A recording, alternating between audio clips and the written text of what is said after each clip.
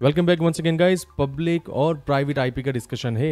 मजे का टॉपिक है, बहुत इंटरेस्टिंग है, आपकी तवज्जो दरकार है गाइस। वीनेट हम बनाते हैं वर्चुअल नेटवर्क, और उसी की रेंज में से हमने एक आईपी लेके उसका एक सबनेट बनाया था। ऐसे ही था।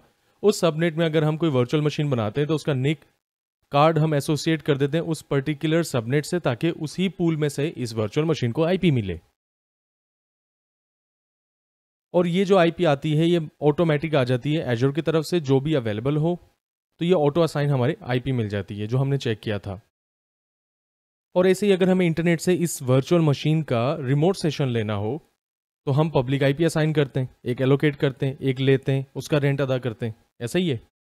अब पहली बात तो ये कि जो ऑटोमेटिक आईपी हमें प्राइवेट मिल रही है, हम नहीं चाहते कि ऑटो मिले, हम अपनी मर्जी की आईपी देना चाहते हैं, जिसका कॉन्सेप्ट हम सबको मालूम होना चाहिए कि वो स्टैटिक आईपी होती है, जो हम खुद से देते हैं। आईपी अवेलेबल रेंज में से जो हम खुद डिसाइड करते हैं वो स्टैटिक आईपी होती है। तो हम इसको मैन्युअली अगर चाहें तो 10.0.1.20 अपनी स्टैटिक आईपी असाइन कर सकते हैं। ये कैसे करेंगे यही हमने देखना है। अब इस प्राइवेट नेटवर्क आईपी के ऊपर अगर फॉर एग्जांपल मैं कराची से लोकेटेड हूँ, मैं कनेक्टेड हूँ इंटरनेट से, और डायरेक्ट विदाउट एजूर पोर्टल के और इसके प्राइवेट आईपी इंटरफेस को मैं कनेक्ट करना चाहूँ तो क्या ये पॉसिबल होगा? हम प्राइवेट आईपी को डायरेक्टली एक्सेस नहीं कर सकते क्योंकि वो राउटेबल नहीं है इंटरनेट पर। तभी तो हम पब्लिक आईपी लेते हैं ताकि उसको रिमोट सेशन ले पाएं। तो ये जो प्राइवेट आईपी है इसे हम इंटरनल नेटवर्क के लिए इस्तेमाल कर सकते हैं। कैसे? फॉर एग्जांपल हमारी एक सबनेट हमारे पास मौजूद था, सेम वीनेट के अंदर हमने एक दूसरा सबनेट बनाया और उसकी रेंज हमने 10.0.0/24 की ले ली, यानी वही 254 हमारे होस्ट मशीनें आ गई। अगर वर्चुअल मशीन हम यहां बनाएं तो उस सबनेट 2 में से हमें आईपी एलोकेट हो जाएगी, और ये दोनों सबनेट वीनेट एक ही का हिस्सा है, तो ये दोनों आपस में कम्युनिकेट कर पाएंगे।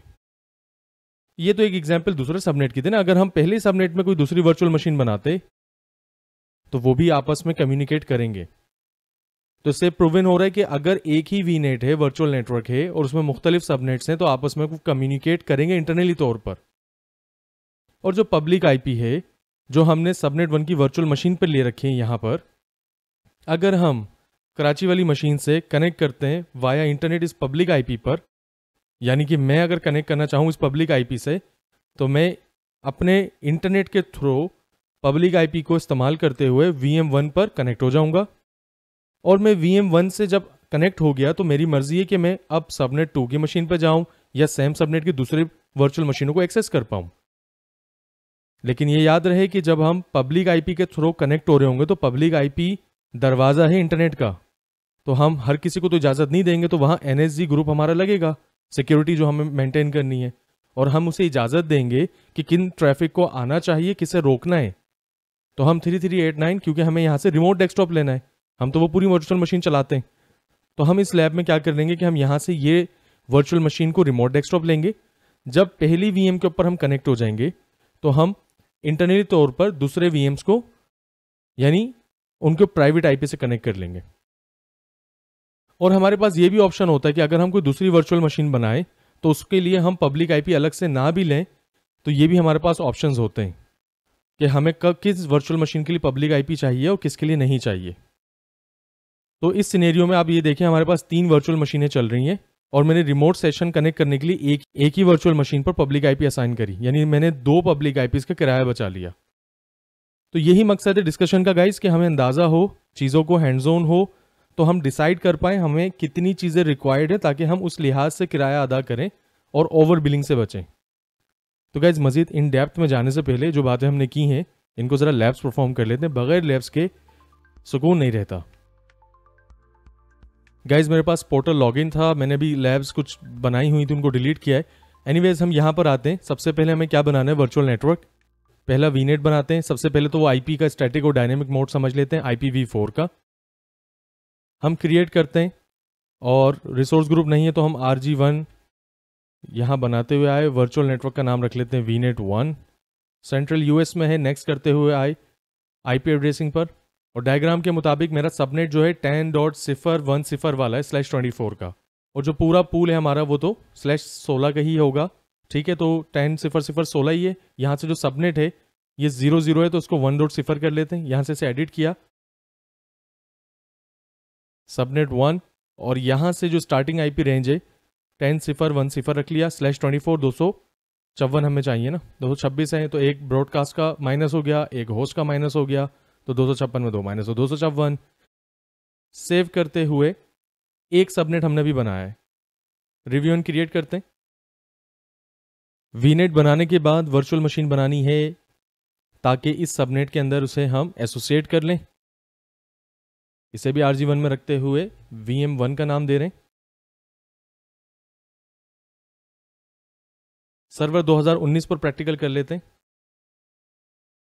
रिमोट डेस्कटॉप प्रोटोकॉल हमने इनेबल रखना है, रिमोट सेशन लेंगे ना, पहली मशीन है ये। नेक्स्ट करते हैं, डायरेक्ट नेटवर्किंग पर आते हैं गाइज यहाँ से, और वीनेट वन हमने बनाया हुआ है, उसका एक ही सबनेट अवेलेबल है जो हमने बनाया था। हमने सबनेट 1 को सिलेक्ट करा, पहली वर्चुअल मशीन है, इसके लिए हमें पब्लिक आईपी चाहिए, और अगर पब्लिक आईपी अगर हमें नहीं रिक्वायर्ड होती तो हम यहाँ ड्रॉप डाउन पे आके नन कर देंगे, तो हमें पब्लिक आईपी एलोकेट नहीं होगी। और ये अलग बात है कि इसके हमने जो सिक्योरिटी फीचर्स हैं निक कार्ड के या पब्लिक आईपी के, वो हम इन डेप्थ अगली वीडियोस में देखेंगे। फिलहाल हमें एक पब्लिक आईपी चाहिए, हमने इसे सेलेक्ट किया और रिव्यू एंड क्रिएट करते हुए पहली वर्चुअल मशीन बना ली जो वीनेट 1 के पहले सबनेट में एलोकेट एसोसिएट हो जाएगी। पब्लिक आईपी उसमें हमने असाइन की है। ये क्रिएट हो जाए तो पहला हम इसका जो प्राइवेट आईपी है, जो कि डायनेमिक एजोर अपनी मर्जी से जो अवेलेबल आईपी होगी प्राइवेट पूल में से वो दे देगा, तो उसे हम स्टैटिक कर लेते हैं पहला काम। वर्चुअल मशीन डिप्लॉयमेंट के बाद गो टू रिसोर्स पर जाते हैं और यहां से नेटवर्क सेटिंग्स, ये हमारा नेटवर्क इंटरफेस कार्ड आ गया, वर्चुअल वीनेट 1 सबनेट 1 का हिस्सा है, इसमें पब्लिक आईपी भी आ गई। और आप यहां देखें कि जो हमें प्राइवेट आईपी मिली है वो 10.0.1.4 है। ऐसे ही हुआ, जो पूल हमारा था उसमें से हमें भी यहाँ ऑटो असाइन में जो डायग्राम में हमने रखा था 10.0.1.4 थी, हमें इसे ऑटो से हटाकर हमारी मर्जी के मुताबिक 10.0.1.20 रखनी थी। तो हम नॉर्मली आईपी कहाँ से चेंज करते हैं गाइस, नेटवर्क इंटरफेस कार्ड पे जाते हैं ना, हमारा जो नेटवर्क अडाप्टर होता है, तो ये वर्चुअल मशीन का नेटवर्क अडाप्टर है, हमने इसे क्लिक करना है। ये VM1 का है ना, VM1129 जो बना है, और यहां पर आए तो देखें हमें बता रहा है कि IP कॉन्फ़िग 1 है, IPv4 है, और ये डायनेमिक असाइन है। हम इसे क्लिक करते हैं। इसकी प्रॉपर्टीज पर आने के बाद एलोकेशन डायनेमिक है, हमने कहा हम स्टैटिक चाहते हैं और 1.4 नहीं 10.0.1.20 होनी चाहिए, और हमने सेव कर दिया। तो ये हमारा जो प्राइवेट आईपी था वो हमने ऑटो से यानी डायनेमिक से स्टैटिक कर दिया। और ये थोड़ी देर लोडिंग होने के बाद यहाँ पे अभी भी स्टेटस हमारा प्रोग्रेस में चल रहा है, लेकिन अगर पोर्टल को हम रिफ्रेश करते हैं यहाँ से तो हमें रिफ्लेक्ट हो रहा है कि हमारी आईपी स्टैटिक हो गई है डायनेमिक से हटके, और जो हमारी डिजायर आईपी थी हमने वो रख ली। अच्छा, डायग्राम के मुताबिक हमने नेक्स्ट क्या डिस्कस किया था कि अभी हमने पहली मशीन जो है वर्चुअल मशीन वो पहले सबनेट में बना ली और उसको ऑटोमेटिक असाइन यानी डायनेमिक आईपी से हटाकर स्टैटिक कर दी, राइट। अब अगर हम एक दूसरा सबनेट बनाएं और उसमें एक VM डिज़ाइन कर लें, ठीक है, और उसकी आईपी हमारी ये आ जाए जो 10.0.0.4 है, जो कि ऑटो असाइन हो जाए, ठीक है, और हम पब्लिक आईपी के थ्रू इंटरनेट के बजरिया पहले वर्चुअल मशीन को रिमोट सेशन लेते हैं और फिर इस वर्चुअल मशीन से रिमोट सेशन लेते हैं इस VM का, ताकि इंश्योर कर लें कि ये आपस में कम्युनिकेट कर रहे हैं और हमने कैसे एक ही पब्लिक आईपी को इस्तेमाल करते हुए मल्टीपल मशीनों को हमने एक्सेस कर लिया। तो क्या करेंगे, सबसे पहले सबनेट 2 डिजाइन कर लेते हैं। पोर्टल पर आने के बाद वर्चुअल नेटवर्क्स, वीनेट 1 ऑलरेडी बना चुके थे, इसी के अंदर दूसरा सबनेट हमने डिजाइन करना है। यहां से आते हैं सबनेट्स पर, एग्जिस्टिंग सबनेट हमारे पास आ गया, ठीक है, हम सबनेट पे क्लिक करते हैं प्लस वाले पर, नाम रख लेते हैं, और इसका नेटवर्क जो है बाय डिफॉल्ट जो आ रहा है 10.0.0.0 यही रहने देते हैं, /24 की वैल्यू ऐड कर दिया। और अब जो हम वर्चुअल मशीन डिजाइन करेंगे जो सबनेट 2 से एसोसिएट करेंगे उसमें हमें पब्लिक आईपी नहीं चाहिए। सबनेट 2 डिजाइन हो गया, यहां पर आते हैं वर्चुअल मशीन पर, दूसरी VM बना लेते हैं हम। रिमोट सेशन तो हमने इनेबल रखना है क्योंकि रिमोट डेस्कटॉप लेंगे हम VM1 से VM2 पर। नेक्स्ट करते हुए आगे आते हैं नेटवर्किंग पर, और वीनेट 1 ही रहेगा लेकिन यहां से सबनेट 2 कर देंगे।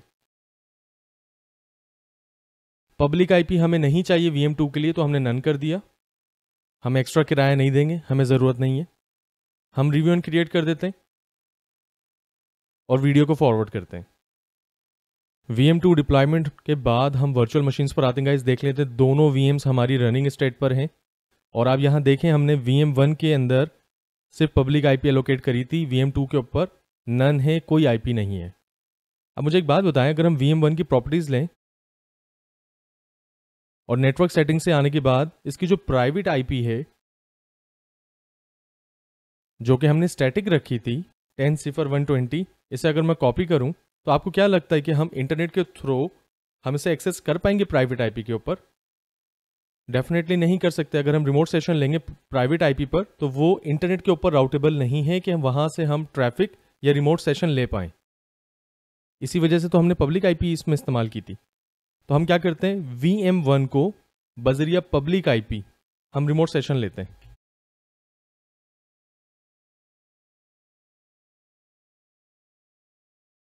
अच्छा, VM1 का हमने रिमोट सेशन तो ले लिया, वर्चुअल मशीन पहली जो है हमारी, इसे मिनिमाइज करते हैं। VM2 की जो आईपी है IPv4, क्योंकि VM1 और VM2 दो डिफरेंट सबनेट्स में तो हैं लेकिन एक ही वर्चुअल नेटवर्क में एक ही VNet का पार्ट है, तो ये दोनों आपस में तो कम्युनिकेट करेंगे।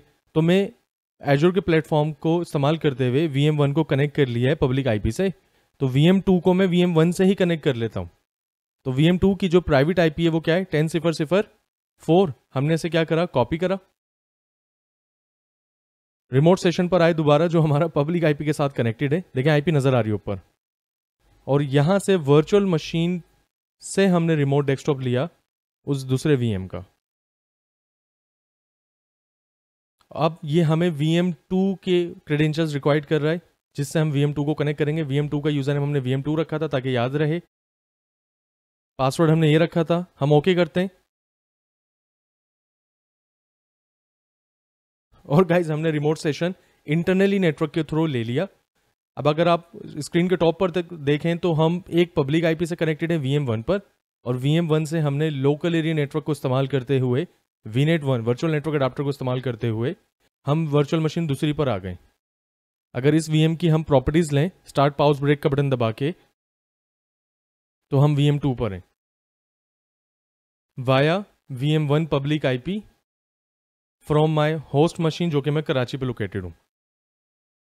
तो गाइस कहने का मकसद ये था, इन डिटेल हमने थोड़ी सी लैब को इसलिए इस नौयत पे डिज़ाइन कर लिया कि आपको अंदाज़ा हो कि पब्लिक आईपी या प्राइवेट आईपी में वर्सेस क्या है। पब्लिक आईपी को मज़ीद इन डिटेल में हमने बहुत सारी चीज़ें, उसके सिक्योरिटी एस्पेक्ट्स हैं, फीचर्स हैं, वो हमने देखने, लेकिन यहाँ पर हमें दोनों के अंदर कंपैरिजन में आसानी हो गई कि वर्जन 4 इंटरनली कैसे सबनेटिंग के अंदर काम कर रही है, कम्युनिकेट कर रहा है, और आईपी जो पब्लिक आईपी है चूँकि उसका रेंट अलग से इंडिविजुअल आईपी का अदा कर रहे हैं, तो उतनी ही आईपी रिक्वायर्ड रखें जितना हम मैनेज कर सकें।